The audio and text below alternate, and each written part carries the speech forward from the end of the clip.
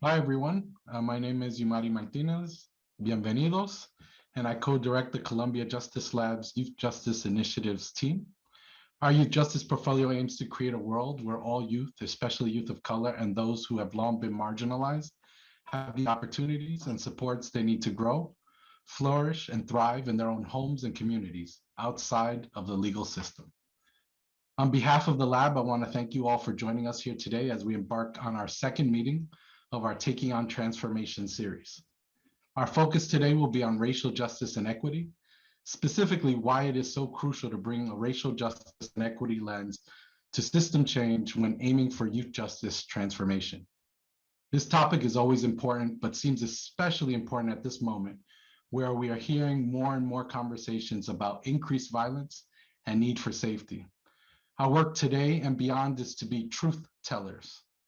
Too often, safety is used as a sword which falls on Black and Brown communities disproportionately, instead of centering their needs, understanding the history, and having communities lead us towards solutions. I want to thank in advance our amazing panelists who have agreed to take on this topic here today and share their knowledge and vision of how to move forward. Before we dive into today's topic and introduce the panelists, a couple of quick notes about the format. This event will be recorded and posted on the Taking on Transformation website, along with additional materials. We also have live sign language interpretation thanks to Joyful Signing. Thank you. We will be reserving a few minutes at the end of the hour to respond to viewer questions. Please use the Q&A feature to pose those questions at any time throughout the discussion. We will also give our panelists the opportunity after the event to respond to any questions that we don't get to, and we'll post those written responses on the website. If you have any technical questions, please feel free to chat directly with the meeting host. And now I'm pleased to turn the event over to David Muhammad. David is the Executive Director of the National Institute of Criminal Justice Reform, as well as co-chair of the Youth Correctional Leaders for Justice Steering Committee, among other titles. David has helped lead the transformed probation and youth justice agencies across the country and is a leader in the fields of criminal justice, violence prevention, and youth development. Through NICJR, David serves as a lead consultant and technical assistant provider in the Sierra Health Foundation's Positive Youth Justice Initiative, supporting probation departments throughout the state of California to transform their juvenile justice practice. David also provides leadership and technical assistance to the Ceasefire Violence Reduction Strategy in the cities of Oakland and Stockton, California.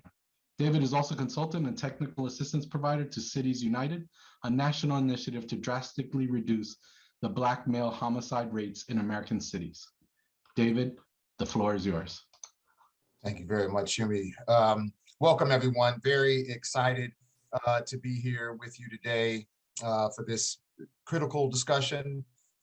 Even when we planned this, I'm not sure if we could have known how critical the timing would be at this point. And really want to thank everybody for joining us today.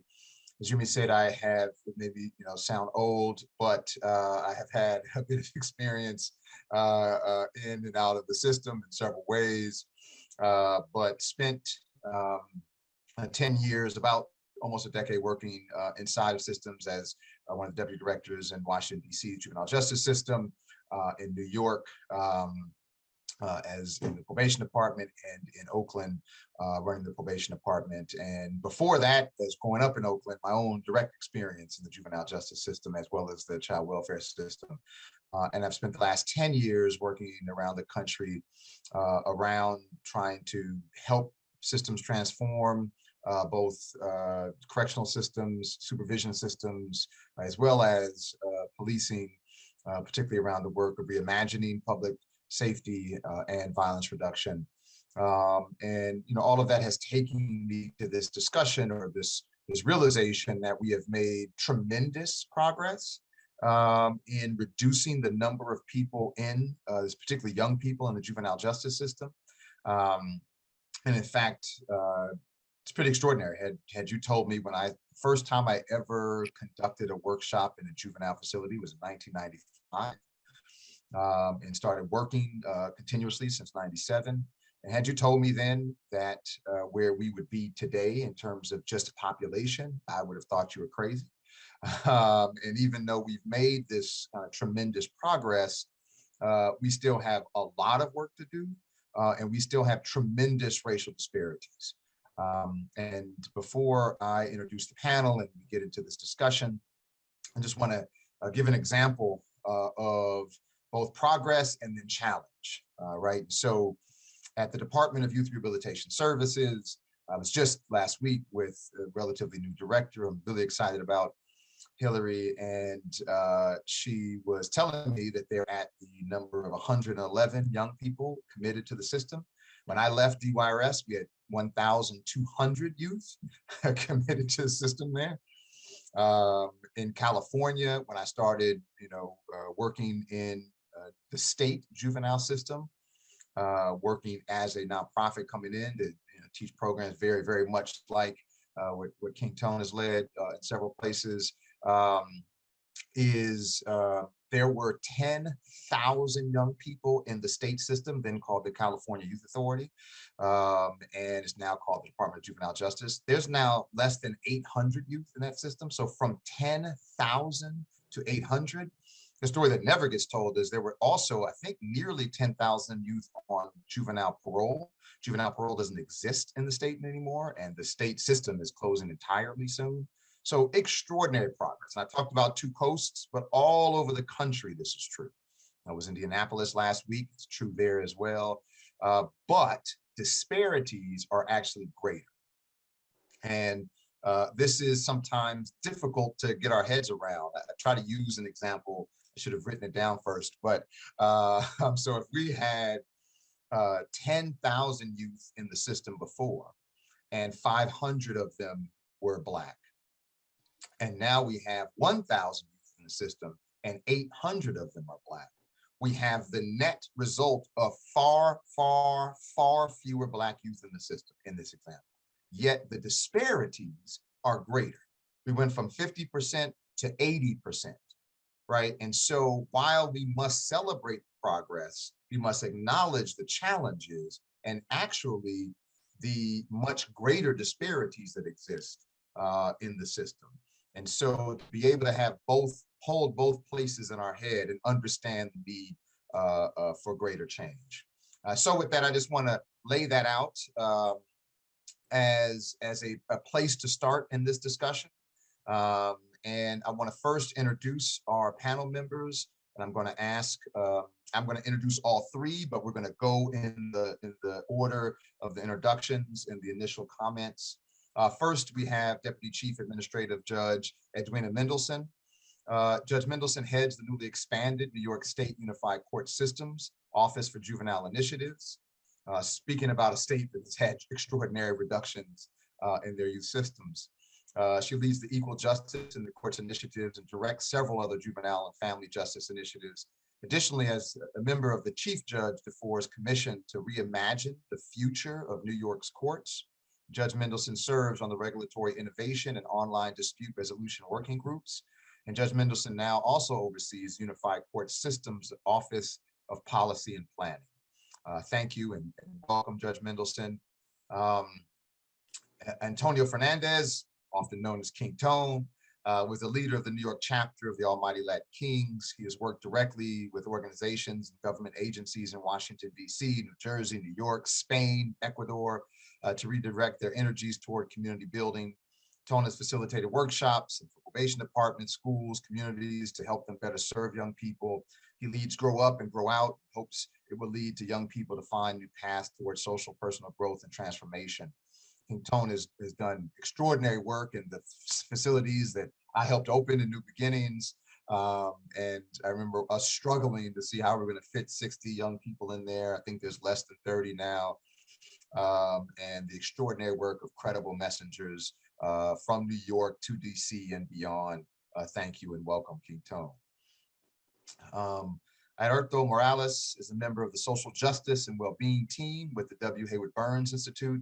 Alberto's social and criminal justice career sprung from a critical consciousness that arose from his firsthand experience and narrative of having been over a decade navigating California's penal system. After being released on parole, Eric Doe received his bachelor's and master's and ultimately lectured in the counseling and criminal justice departments for several years in San Francisco State University. He also worked with incarcerated reentry population for the last 20 years, supporting men and women coming out of the carceral setting at San Francisco and into educational setting at SFSU. And we worked together recently to develop a plan to close the Soule Juvenile Hall, Juvenile Detention Center in San Francisco. So welcome, welcome, welcome. We have an extraordinary panel and discussion for you today. We want to jump right into it. So I'm going to ask each panelist to do first is spend a few minutes talking about your work and talking about why the issue around racial justice and reckoning is the most important issue that faces us in the juvenile justice system today. And we're going to start with Judge Mendelson and then King Tone and Art. So first, thank you so much for the kind introduction and the opportunity to present with and learn from our remarkable and learned moderator and my co-panelists. I do consider this time with you today a privilege. So the importance of employing a racial justice lens as we seek to transform our systems of youth justice, to me, that crosses the personal along with the professional. So I can appear on today's panel in my professional capacity as a judge. I presided for years in New York City's family court. Later, I presided in criminal court where I presided over cases where young people were charged as adults for very serious crimes despite their very young age. And the last 5 years I've spent as a statewide judicial policy leader, leading juvenile, emerging adult, criminal justice work, as well as child welfare and family justice endeavors. And as you just mentioned, the assignment of a lifetime, most recently, Chief Judge DiFiore assigned me to lead our race equity system improvement work for all of our courts in the state of New York. So I speak of that as the professional, but there's always the personal. We bring who we are to our work and to our life. And I will always say, I have been Black and female my entire life. And I come from a place where those same young people and their families who used to appear in the courtrooms over which I presided, they look like my family members. They could be my family members, my children, and now as I age, my grandchildren. And so my idea of racial justice being important and equity as it regards the role of a trial judge or any professional who's operating in our system is our obligation at the micro level of making sure we are affording opportunities for respect, for dignity, treating everyone fairly, and providing opportunities for sound life outcomes as a responsibility. And to do that, that is putting race equity front and center. And those are just the outcomes we all would want for ourselves and our family members, and we must demand that in our courthouses. But when I think of my more recent policy work, beyond being a trial judge, and a trial judge, the work is about procedural justice. There's a term for providing what I just described, that fair process, and it's procedural justice. But in terms of the policy work that I'm leading now and have been involved with in the past, and I'm talking about New York's close to home. We began that work really in 2008, even though the law didn't pass enabling close to home until 2012. I was in charge of New York City's family court at that time. And more recently, we implemented the Raise the Age law in New York State, going into effect in 2018. And as a policy leader, the idea around the work was to engage in system reform with everyone who has different views, different agendas, different backgrounds, but trying to find that common ground. And I reflect with a bit of shame now, today, that although we cared about race equity, and it was stated among the many goals that we had, it was not front and center, either in Close to Home nor Raise the Age. And as David just mentioned, we were successful shrinking our system remarkably, but at the same time growing in the disparities, and that's concerning. I will say, and these are supposed to be introductory remarks, so I will end really soon. I do have fears about the hard and well-earned gains we have achieved over the years in the youth justice space. Media attention, real life community concerns about violence in our communities, but we can't go backwards. We can't let it set us back. And George Floyd, and I mentioned George Floyd's name because that's the name that spurred our most recent reckoning on race in our courts, which led to me having this assignment of a lifetime of leading our race equity work for all of our courts in New York State. But it's another name I'd like to mention before I pass it along for others to discuss their work and why we must keep race equity front and center. And that is 16-year-old Cornelius Fredericks, who should have spurred us the way George Floyd did.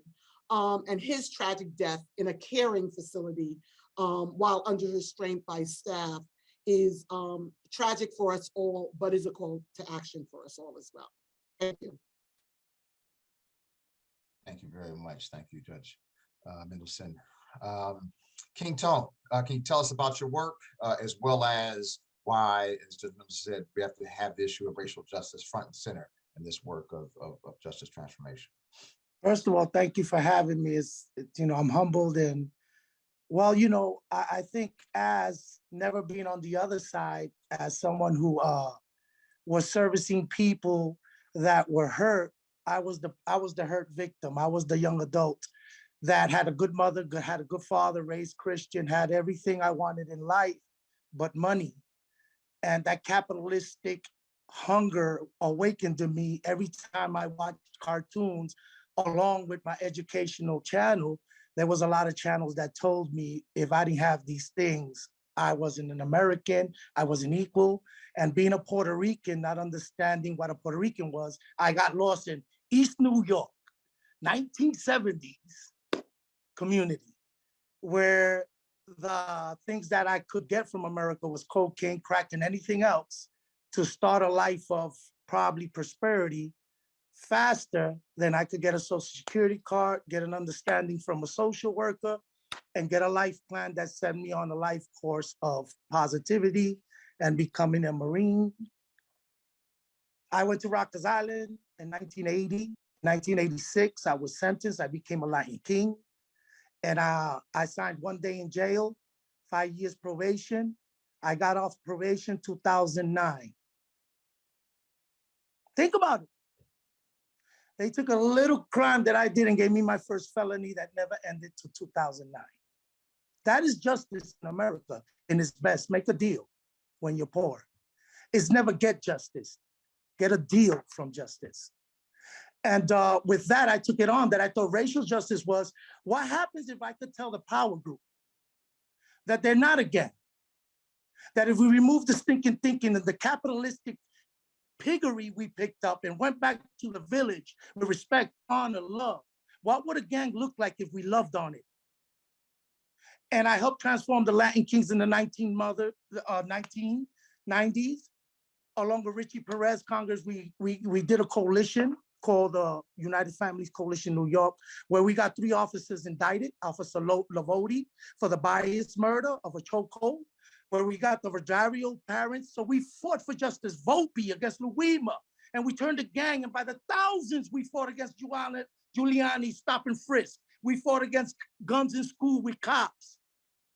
The power groups did that when they found out they come from the bloodline of Black Panthers, Young Lords, and all those great minority groups that united, but didn't take the identity of capitalistic over human rights. And we were successful, but I was still poor, and Giuliani gave me 13 years in the feds for being a lookout to a drug sale to bring down 130 of young men that were found without guns to stop us from leaving a roadmap of how to change a gang. So I came home 2009 and I started Grow Up Grout, which tells me to tell the community oppression leads to aggression that leads to violence. Don't ask me about my kids shooting each other till you ask me, have you went to the gun maker and protested and said, let's get an account where these guns are going. Don't ask me about my youth and the guns they got until you got the courage to legislate laws to prevent them from getting them. And that's the war Grow Up Grout. We now provide service in DYRS for Mayor Bowser, where I am at both her facilities. We got 11 full-time credible messengers that are in the facility, the youth facility 6 to 9 in the night, and where we provide a buffer for the young adults to have a whole wraparound service, where then we meet them at the gate, where we got 71 brothers waiting for him in the community, doing the service to duplicate the message we told him of healing. Since we can't sell them to the suburbs, we send the credible messengers to prepare our community to accept them like a kid that's coming back to the suburbs. And we prepare people for his return and have a lifetime with him. And that's why we think if racial justice is going to be true, we can't destroy the system. We were screaming 6 months ago, hey, refund the police, destroy the police. We're going to rebuild it today because they put a label again on crime called gangs. The same people that scream refund are screaming, let's give them more money today. It swung in a matter of 3 months.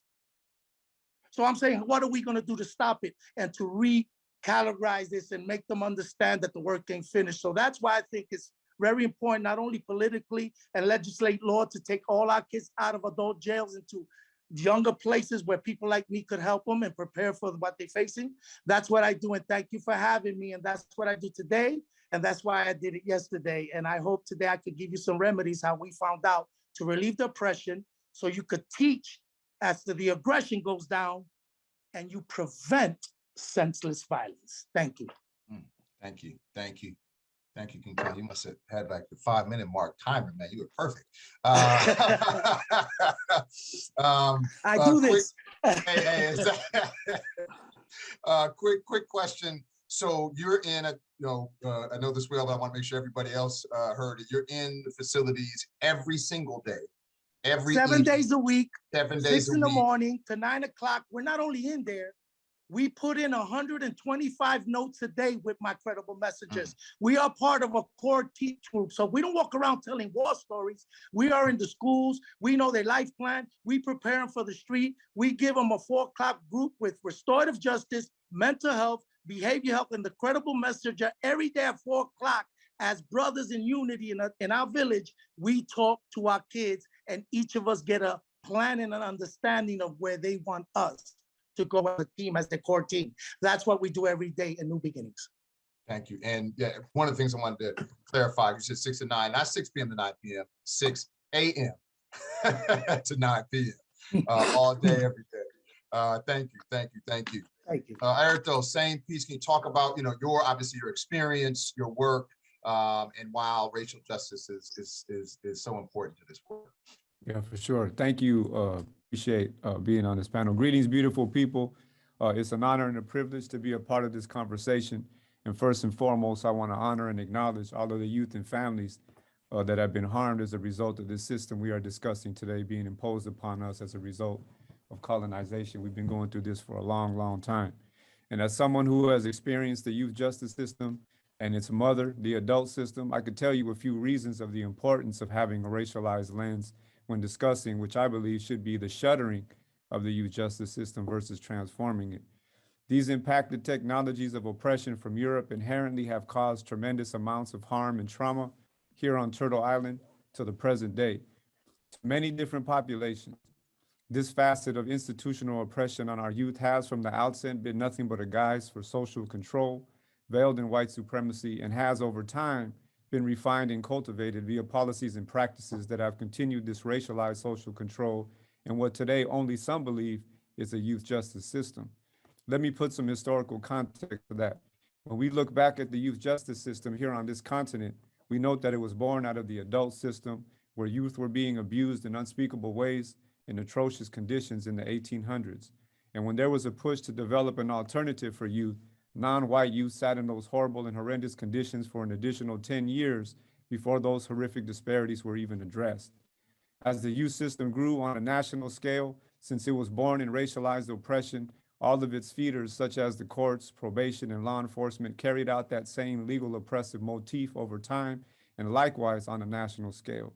We do not have to look too far to see that even though an effort was made to make a shift from the adult system in the early 1800s, in our lifetime, we have witnessed the last 40 years being spent on figuring out how to put non-white youth back into the womb of the beast of the adult system and sew the matrix closed by giving youth life sentences or sentencing youth as adults. In essence, the system has devolved to its primitive state while shrouded in a sterilized, clinical, high-tech version of itself. Today, we can clearly see that over the last few hundred years, these institutions have meted out harm, and they have also served quite a distinct purpose for non-white populations versus that for white youth. Since this system does not work in isolation, it has also benefited and profited off of structural racism also being embedded in diverse systems such as the foster care system, the educational system, the courts, and law enforcement, for example. So as we have these conversations regarding racial justice as a practice, they should not be had in isolation. It is imperative that we understand how structural racism lives within a specific jurisdiction to develop jurisdiction-specific strategies that work and address the needs of the youth and families before focusing on the deed, shifting from a punishment model to that of healing-centered approaches, moving towards high levels of well-being for those impacted families and communities. So at the Burns Institute, what we do is utilize the racial justice lens as an opportunity to supplant structural racism with structural well-being by centering impacted communities and with system stakeholders. The real issues that lead to incarceration within that specific jurisdiction are addressed not only from an intersectional data-led process, but more importantly, by putting flesh on the bones, on the numbers, and acknowledging that we are talking about beautiful people experiencing tough times in their communities who need love, support, and resources. So we have real conversations in diverse jurisdictions about what that means with the community that is being impacted. And let me express that if community is not present at the table, when doing racial justice work, you are only doing math and trying to lower numbers.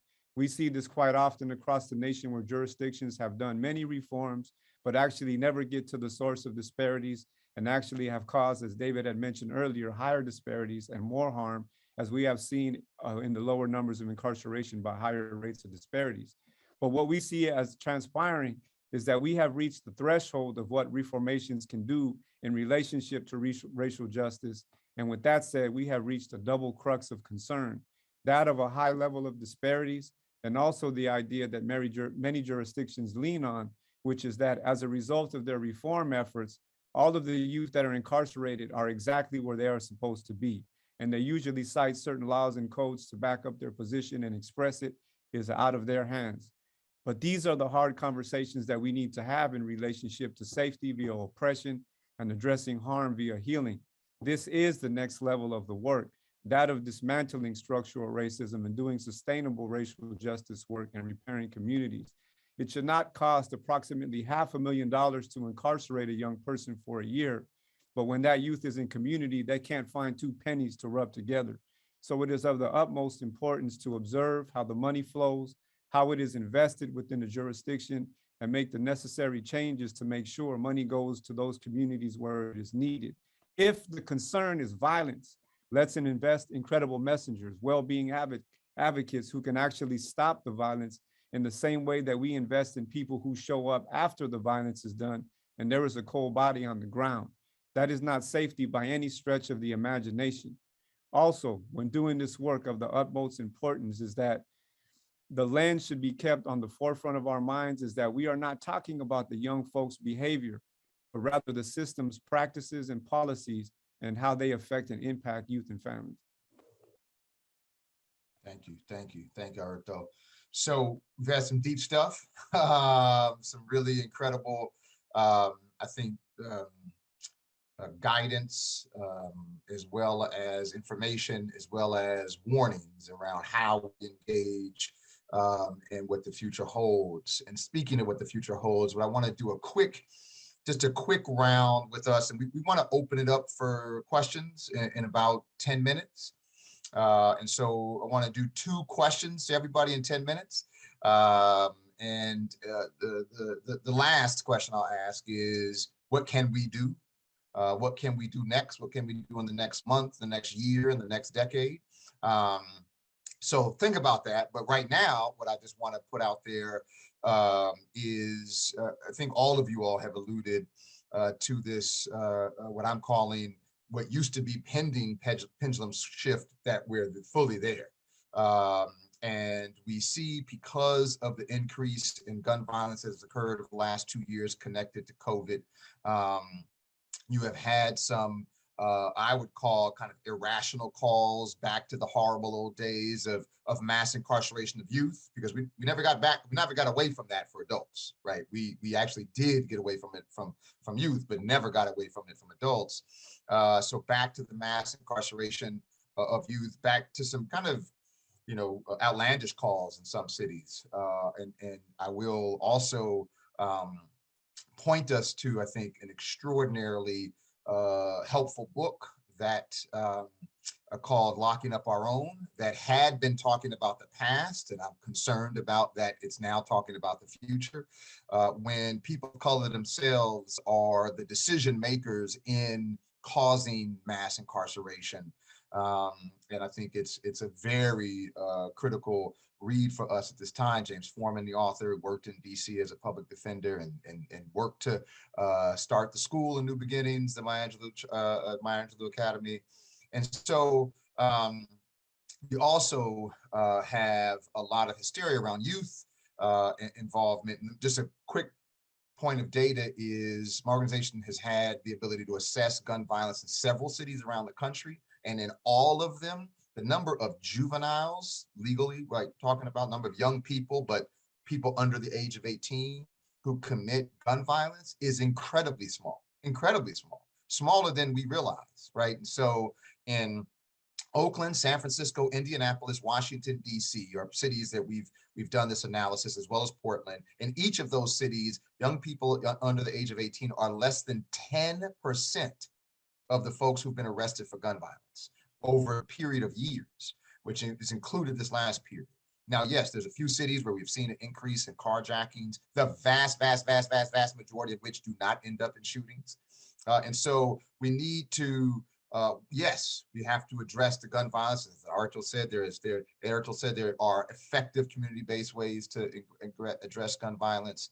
So this shouldn't be an excuse to go back to the horrible old days of mass incarceration. So just want to do a quick round of responses and thoughts around this, and we'll maybe do the same flow and start with Judge Mendelson. So thank you for that point. And I think it's our challenge. How do we promote information and be driven as systems by the data, the actual data and information available to us? Because you know what? I'm going to tell you, my mother would not believe what you just said about violence. She wouldn't. And I'm going home to her tonight to try to again explain what the reality is. So our challenge is to make sure the public and society receives the actual data, because we are operating based on fear and explosive and perhaps hysterical media reports and other information. You said hysterical, not historical. Hysterical. That's right. Thank you. I'll try to drop in the chat an article about the recent DC study to, give her, and it's NPR, so it's a. I can't tell her that. That's right. Oh, I'll drop a Fox one in the. That may help.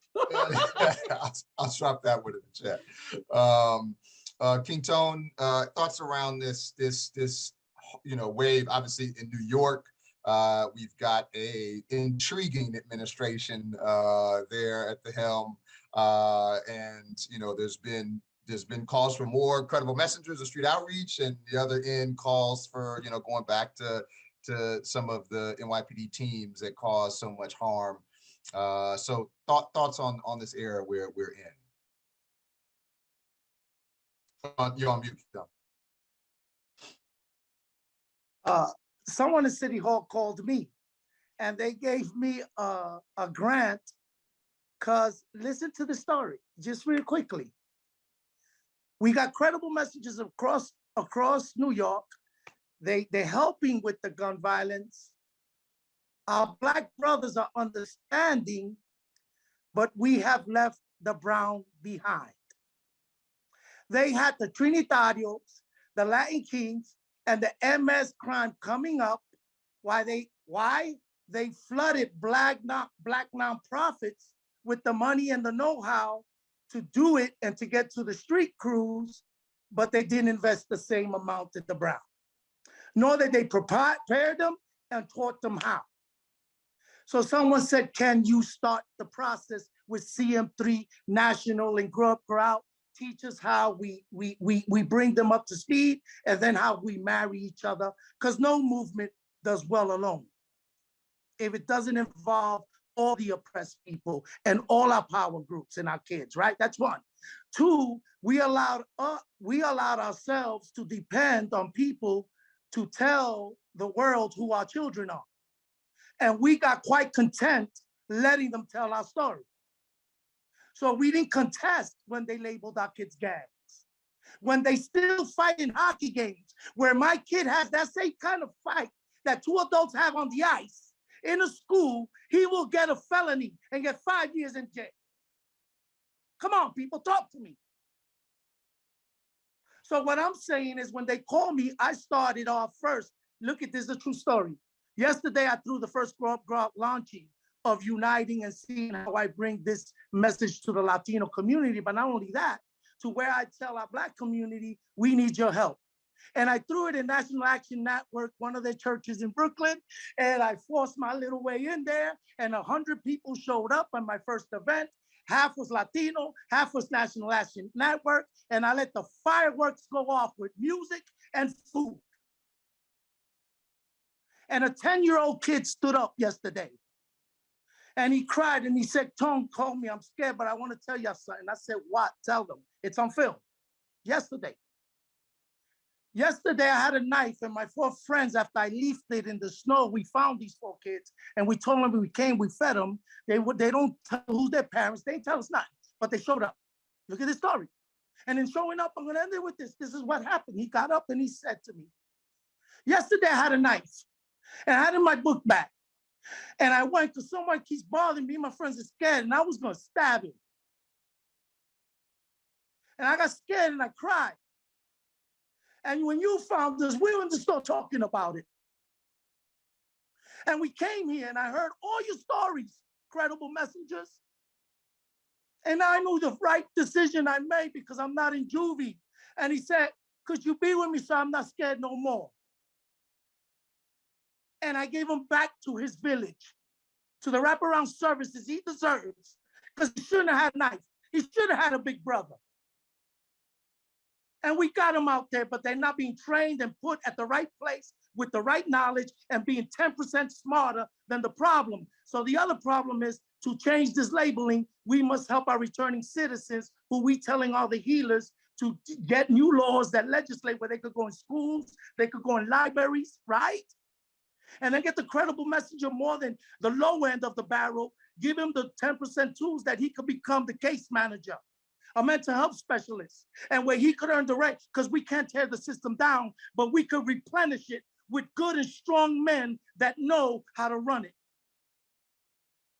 And this takes our community to believe in us again, public safety factor, giving us a new career to help us clear the heat, to be healers, but them change their rules to let us in as they treat us as the low end of their job market. So that's what CM3 and Grow Up, Grow Out is doing, making the credible messages 10% smarter than the problem, giving them enough money to compete against the drug market so he can sustain himself, and giving them a place where he heals himself so he could continue being a healer.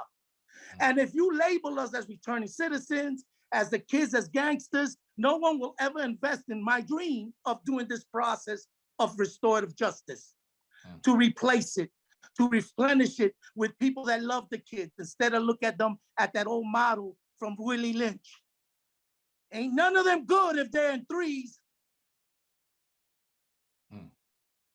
So let's bring that back to that. And I think that's the model, that if you continue to think that King Tone could have never owned his own nonprofit and for-profit and living in the suburbs now, and his kid is in a good school, and I love it. I love every minute that my son ain't scared.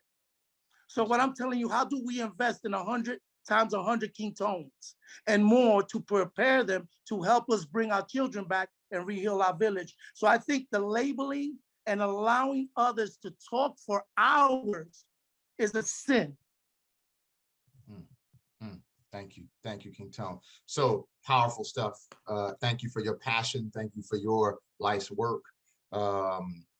Airto, Sorry, who I- yes, I'm passionate.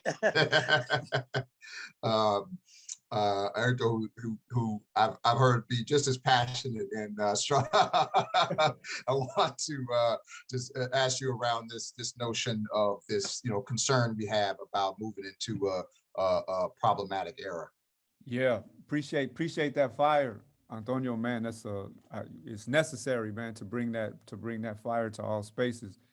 When we look and see, people carrying pistols and stuff like that and hurting people, right? The first thing that comes to my mind, right, is that hurt people hurt people. The very first time I got arrested at 11 years old as a young person, it was for stealing. You know what I mean? And then little, it was a slippery slope, right? So that was at the age of 11. By the time I was 16, I had been shot 3 different times, hit in the chest, hit in the arm, hit in the leg, and so I didn't even know I had PTSD. I didn't know what the hell PTSD was until I was fighting 5 attempted murder cases as an adult. You know what I mean? So eventually, I picked up the weapon as well and tried to kill people. You know what I mean? And so in that interim, right, from the ages of 11, with my first introduction into the criminal so-called justice system, all the way to the age of 20, when I got arrested as an adult, facing 5 attempted murders, 5 assault with a deadly weapon, 5 discharging a firearm in a public place, all of this stuff, they threw the book at me. You know what I mean? So by that time, I had slipped through so many different cracks, you know what I mean, that nobody, right, this whole idea of a credible messenger didn't even exist, right? There was no support, you know what I mean? And when I got shot the very first time, they patched me up, stitched me up, put the zipper on my stomach, man, and sent me out a couple of weeks later. You know what I mean? So I never spoke, to this day, I've never spoken to anybody about being shot on several different occasions, right? And so when we start to really look at what these young folks are going through, why somebody feels the necessity to pick up a gun, like King Tone just says, or even pick up a knife to defend themselves, is the real issues, right? And if we keep utilizing the response from a law enforcement fear-based tactic, we're never going to get to the real issues that are going on in the communities, right? And this is not happening only, like, I'm glad Antonio brought up the whole idea, right, of raza, right? Also, kind of suffering, right? And our native relatives, right, on the reservations, right? And how they're dispersed across the nation, man, we're all going through this madness.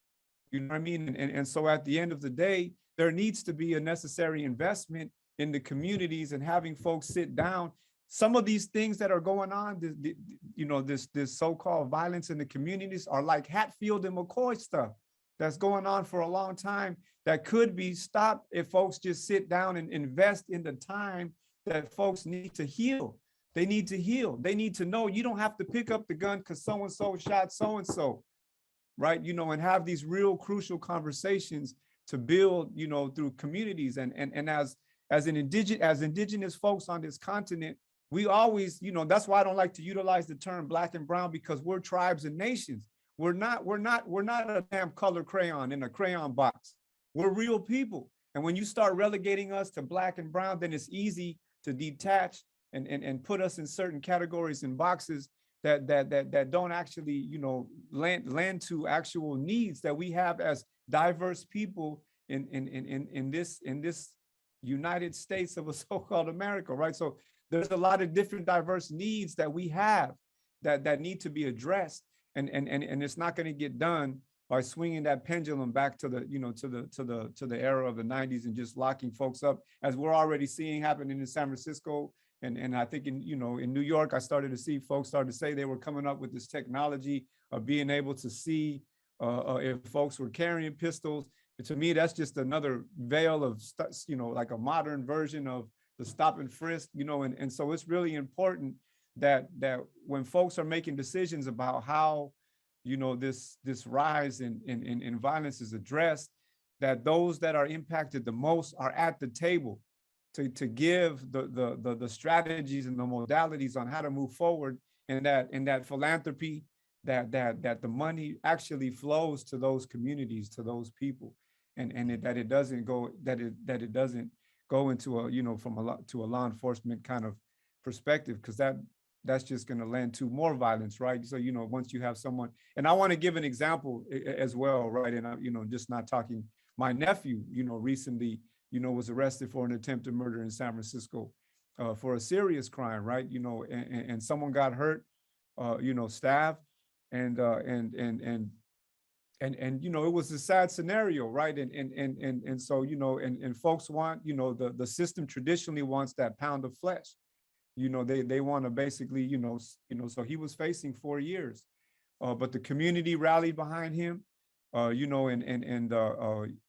thankfully, right, the district attorney, along with the judge, his lawyer, everybody fought to really address the trauma. And so what happened is that we were able, to kind of speak to what would it look like if my nephew actually didn't have to do time as a result of the actions that transpired, but more specifically look and address at why it happened, and then have him be accountable by connecting him with services that will allow him to have these epiphanies that he needs so that he won't pick up a weapon to try to defend himself or pick up a pistol to try to hurt somebody in the future, but that he'll have the important cognitive shifts that he probably wouldn't have sitting in a youth state prison, because he would just be exposed to more violence.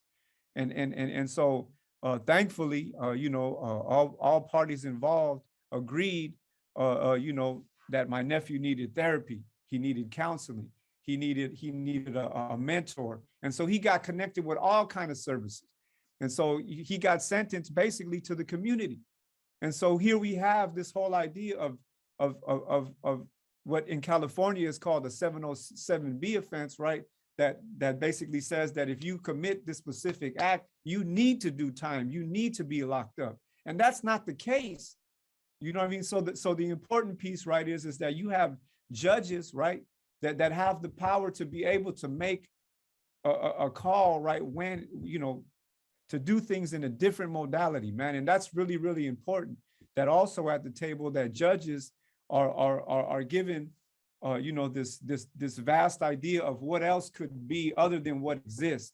Because the way I feel like this system, to be truthful, is an illegitimate system.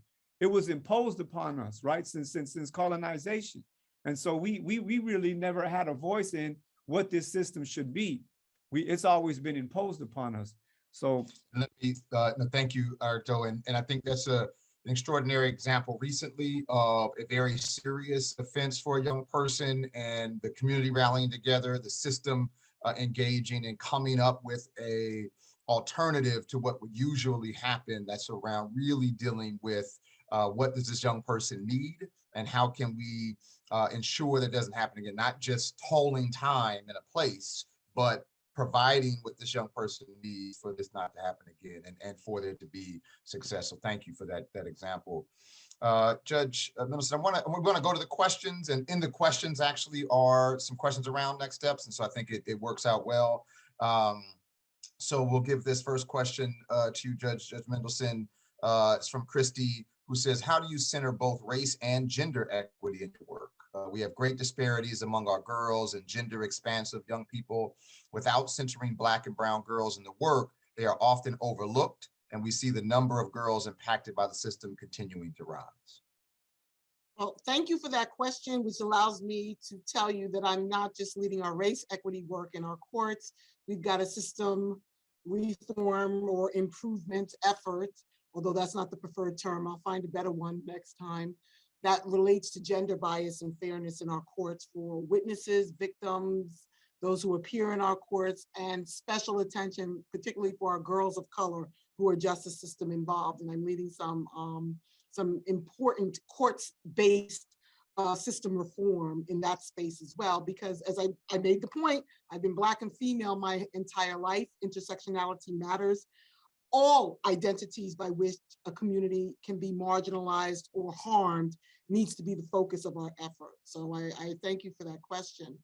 But moving forward, we have to pay attention to it. But I think, Arito, you made the best point that I want to put a pin in moving forward in terms of who is in the room when we're having these necessary, courageous, difficult conversations around moving our system forward and making sure all of those who are impacted and with lived expertise. This panel, I'm intimidated by participating in this because I have the least expertise in the room. And I don't like usually being on a panel of folks that intimidate me. You all intimidate me because your wisdom and your experience bring something to this work that I simply don't have.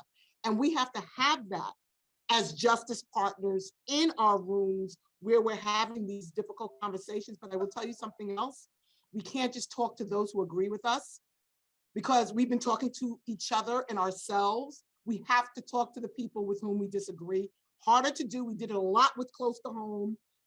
We also did it with Raise the Age, and we have to do it today. We have to find a way to come into the room, have those courageous conversations, difficult conversations, get mad at each other every once in a while, angry, and then come back and try to move forward and make our system better. Thank you. Thank you, thank you. And I want to go to our partner and Phyllis Becker's question. Thank you for your passion, your words. What do you see as the principles that should guide us in this work to ensure equity and well-being for our youth, families, and communities, and that will also change the biased narrative about young people and their families who are impacted by the system? So this could be an hour-long answer from each of us. And so I want to maybe start. Whoever wants to jump in, just want to say it again, that what are the principles that should guide us in ensuring an equitable and well-being for equity and well-being for youth, families, and communities, as well as change the biased narrative around our young people? Real quick, I would just say that when we came from New York, me and Clinton Lacey, from doing the Credible Messenger work and starting it off and giving it a face after Eddie Ellis explained the pipeline from schools to prison, and then, so the first thing is to let the community in, right? I teach the 3 steps of innovation to CEOs around the country, and I get paid good, and I travel the world.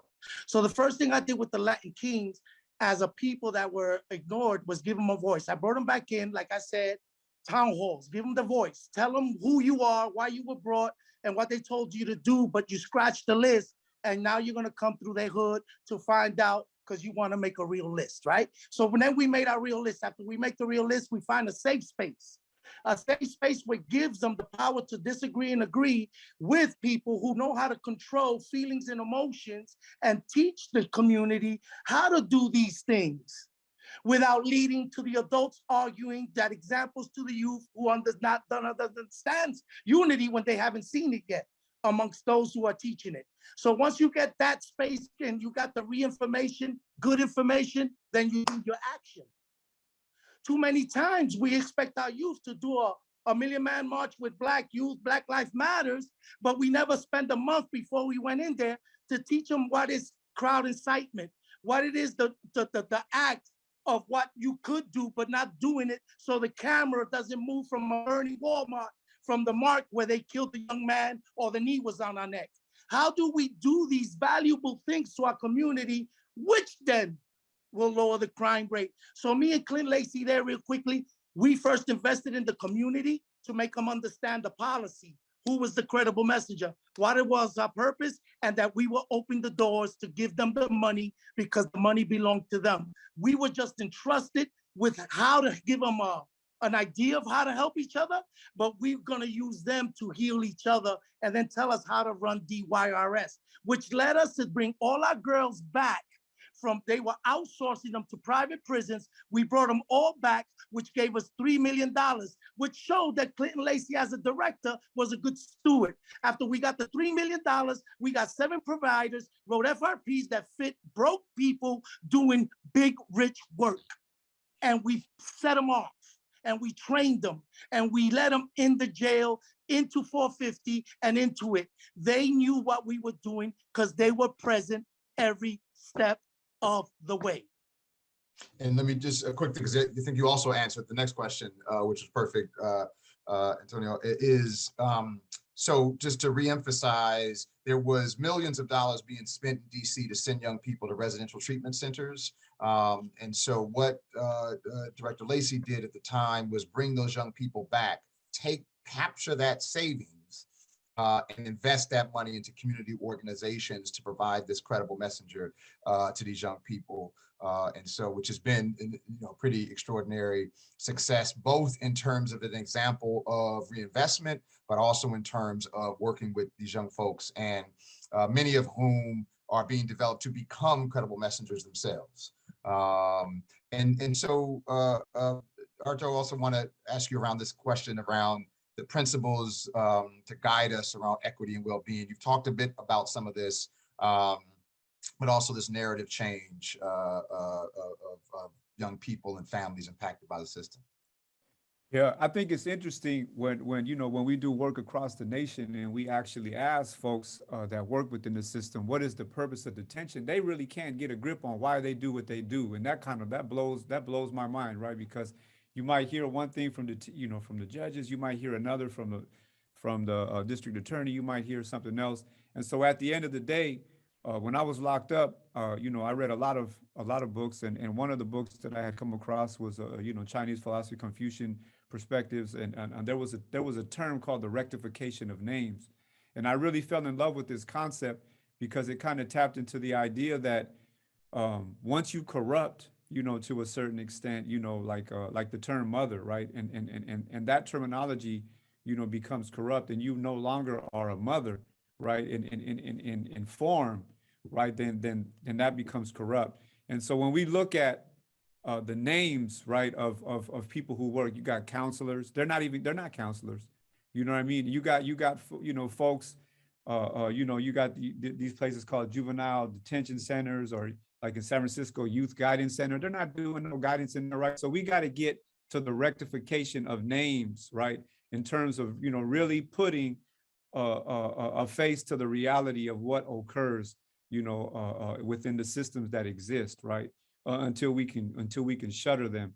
And I say that to say that as we start to develop strategies, right, that we have to be really intentional in setting values, and more specifically, the titles, right, the archetypes of who we want to work with our young folk, you know what I mean? Because that's going to be of the utmost importance, right? So that instead of having probation officers, right, work with young people, we have well-being advocates, we have credible messengers, right? And they stick to the identity of that title in its truest form and fashion, right? A well-being advocate, right, would look to try to make sure that the family and the young person's well-being is met to the highest level, right? And that brings me to the next idea, right, in relationship to principles, right? When we collect data, we usually collect data looking at the recidivism rate of young people and all of these other troubling statistics that kind of monitor young people. We need to start collecting data that basically allows us to be able to see well-being achieved, right? And so if they're working with a specific community-based organization, or young folks are working with the system, there needs to be data that's pulled that shows the level of work on what they're doing, because people have been operating right in this silo kind of situation where nobody is really monitoring those correctional systems and how they're doing the work that they're doing. It's not being monitored, but the community is being monitored. Money gets pulled, money gets rationed out in really small ways, and folks are fighting for crumbs on the table. So at the end of the day, the way that data is collected and kept as a principle needs to shift as well, right? We need to kind of monitor and see in real time so that we know our young people are being taken care of. And if there's a shift and a slip, you know what I mean, we will know immediately. And we can talk about that. We can talk about why this young person is not getting the services they need. And to be truthful, even in my nephew's situation, that he was sentenced to the community, some balls were dropped. You know what I mean? And we had to have some conversations, right, with the community in relationship to, man, why is this young person not receiving X, Y, and Z when he was told he was going to get this? Because then the young people, when you start lying to young people, then you're going to get a different reaction, you know what I mean, in relationship to how, they perform in your program. So you got to, folks got to have their stuff together too, man, all the way around. It's going to be really important, that data piece, the values and the rectification of names, for a lack of a better terminology, when we start developing these positions and these ideas of who we want to work with our young folk, really being really intentional about, who they are and what that title is in relationship to what they do. Thank you. Thank you, Airto. So we have come to the end of our time. I think we could go another few hours with this discussion. I really, really want to thank Judge Mendelson, Antonio Quinton, Airto for this extraordinary discussion. Really, really appreciate the passion from which you come to this with. So we're going to close now. Thank you all for your time and participation.